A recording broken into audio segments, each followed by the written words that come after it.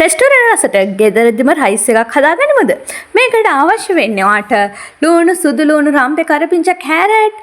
ඒත් එක්ක මම ඔයාට මේකේ ෆොටෝ එකක් දාලා තිනවා. ඔයාට ඒක බලා ගන්න පුළුවන්. මුලින්ම බත ලිපේ තියලා ඒකට ලුණු සහ පොල් තෙල් ටිකක් දාගන්න. මොකද පොල් තෙල් දැම්මට පස්සේ බත් වල ඇලෙන ස්වභාවය අඩු වෙනවා. ඒත් එක්කම ඔයා අමතක කරන්න එපා බත දැම්මුණාට පස්සේ ඔයා බත් එක ෆ්‍රිජ් එකේ සාමාන්‍ය කොටසේ තියන්න.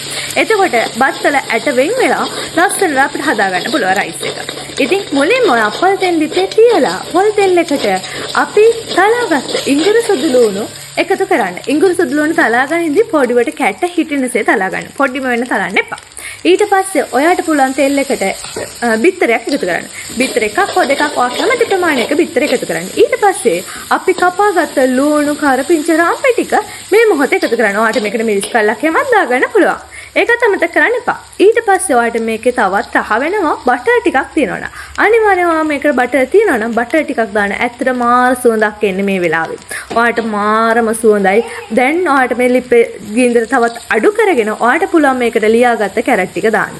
කැරට් ටිකක් දාලා හොඳට තෙත්ත ගත්තේ චුට්ටක් අඩු වෙනකම් විනාඩියක් දෙකක් කවලම් කරගන්න. ඊට පස්සේ ඔයා මේකට ලුණු, ගම්මිරිස් සහ මිරිස් කුඩු සල්පයක් දාන්න. ඔයා මිරිස් කන්න කැමති නැති කෙනෙක් නම් ඔයා මේක ඔයාගේ බබාට දෙනවා නම් ඔයාට පුළුවන් මිරිස් නොදා මේක රයිස් එක හදන්න.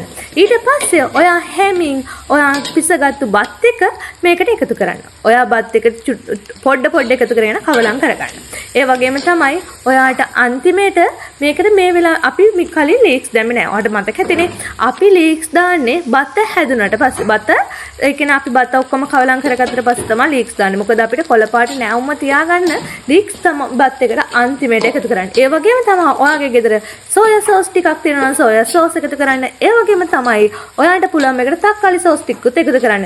මේ මොකුත් නැතුව වුණත් ඔයාට පුළුවන් අර මං මුලින් කියපු ටික විතරක් එකතු කරගෙන ඔයාට රසම රස රයිස් එකක් රෙස්ටෝරන්ට් රසටම ගෙදරදිම හදාගන්න. එහෙනම් ඉතින් ඔයා මේක අනිවාර්යයෙන්ම හදලා බලලා මේකට කමෙන්ට් එකක් දාන්න. ඒ වගේම තමයි ඔයා ආස කරන දෙයක් තියෙනවා නම් මේකේ කමෙන්ට් එකක් ඉදිරියට දාන්න. මං ඊළඟ වීඩියෝ එකෙන් ඒක අරන් එන්නම්. ඒ විතරක් නෙවෙයි මගේ වෙනස් වෙන දෙයක් තියෙනවා නම් අනිවාර්යයෙන්ම ඔයා ඒකත් කමෙන්ට් එකක් වශයෙන් දාන්න. මේ රෙස්ටෝරන්ට් රසට ගෙදරින්දිම ෆ්‍රයිඩ් රයිස් සකසා ගන්න ආකාරයයි. ෆෝන් එක හම්බ වෙනකන් ඔයා ටෙලිමාර්කටින් ප්‍රැක්ටිස් කරන්න. මේ ඔයාට ෆෝන් එක ඩිලේ වෙලා තිබ්බේ මේ ඔයාගේ රිප්ලයි කරක්කු වෙන මැසේජ් වලට. ඒ නිසා